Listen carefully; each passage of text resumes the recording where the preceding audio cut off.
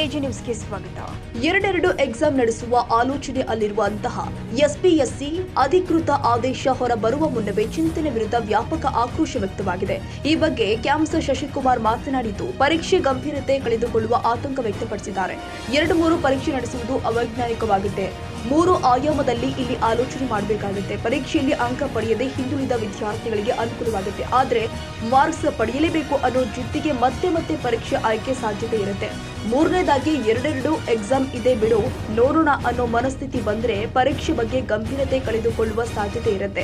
ಈ ಚಿಂತನೆ ಬಗ್ಗೆ ಪುನಃ ಪರಿಶೀಲನೆ ಮಾಡುವುದು ಉತ್ತಮ ಅನ್ನೋ ಅಭಿಪ್ರಾಯ ಖಾಸಗಿ ಶಾಲೆಗಳ ಒಕ್ಕೂಟ ಕ್ಯಾಂಪಸ್ ವ್ಯಕ್ತಪಡಿಸಿದೆ.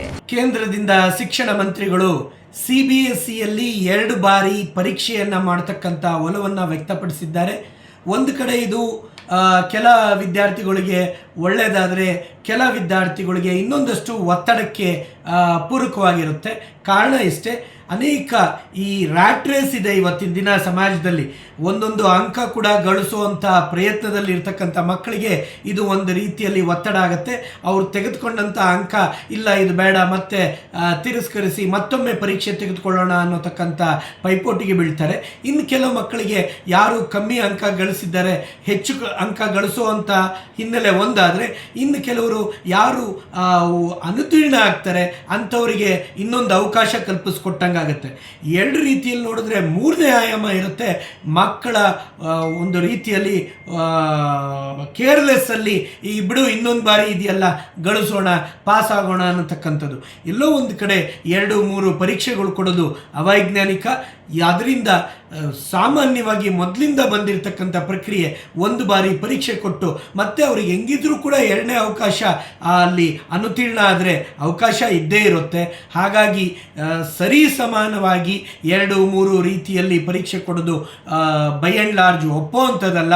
ಆದರೆ ಇದಕ್ಕೆ ಈಗಾಗಲೇ ನಾಗರಿಕರಿಂದ ಅಥವಾ ಶಿಕ್ಷಣ ವ್ಯವಸ್ಥೆಯಿಂದ ಅಭಿಪ್ರಾಯವನ್ನು ಸಂಗ್ರಹಿಸೋದು ಕೂಡ ಒಂದು ರೀತಿಯಾದ ಆರೋಗ್ಯವಾದ ಬೆಳವಣಿಗೆ ಅನ್ನತಕ್ಕಂಥ ಅಭಿಪ್ರಾಯವನ್ನು ವ್ಯಕ್ತಪಡಿಸ್ತೇನೆ.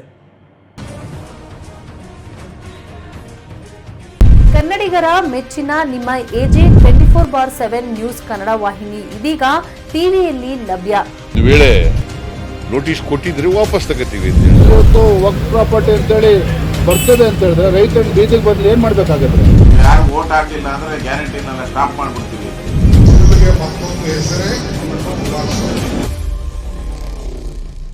ಕರ್ನಾಟಕ ಮತ್ತು ದೇಶ ವಿದೇಶ 360 ಡಿಗ್ರಿ ಸುದ್ದಿ ಹಾಗೂ ಉತ್ತರ ಕರ್ನಾಟಕ, ಬೆಳಗಾವಿ, ಬಾಗಲಕೋಟೆ, ಧಾರವಾಡ, ಹಾವೇರಿ, ಗದಗ, ಬಿಜಾಪುರ ಜಿಲ್ಲೆಯ ಕ್ಷಣದ ವಿವರವನ್ನ ಪಡೆಯುವುದಕ್ಕೆ ಎಜೆ 24/7 ನ್ಯೂಸ್ ಕನ್ನಡ ವಾಹಿನಿಯನ್ನ ಲೈಕ್ ಮಾಡಿ, ವಿಡಿಯೋಗಳನ್ನ ಶೇರ್ ಮಾಡಿ, ಕಮೆಂಟ್ ಮಾಡುವ ಮೂಲಕ ನಮ್ಮ ವಾಹಿನಿಗೆ ಸಹಕಾರ ನೀಡಿ ಮತ್ತು ಚಾನೆಲ್ ಅನ್ನ ಸಬ್ಸ್ಕ್ರೈಬ್ ಮಾಡಿ. ಧನ್ಯವಾದಗಳು.